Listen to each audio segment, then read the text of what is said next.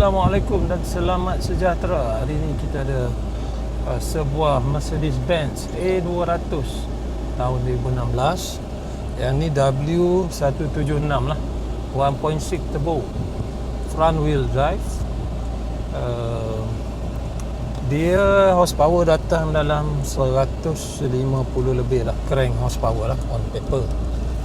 So Merc ni datang, dia nak remap. So dia hantar kat kita, dia nak buat exhaust, dia nak ada port embang, dia nak bunyi garing kan. Baik, jadi kita buat exhaust kat dia, ada Valvetronic.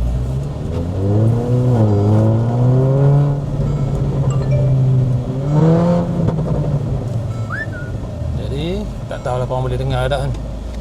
So ada Valvetronic dan ada port embang.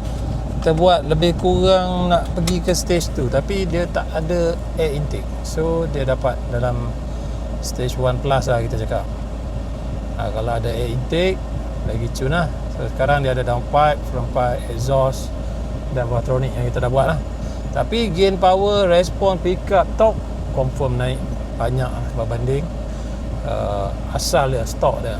Awal kita bawa pun kita dah rasa dia macam berat-berat sikit kan. Jadi siapa yang nak remap Mercedes atau BMW ke, geng kita Conti, boleh roger kan ni. Aku payung sikit dia punya cold start macam mana, tapi tak berapa cold start lah. Kalau cold start betul-betul memang bunyi lagi sedap. Bunyi pun dah macam A45 lah. Walaupun kereta ni dah 2016 tapi kita rasa dia punya feeling, driving apa semua padu.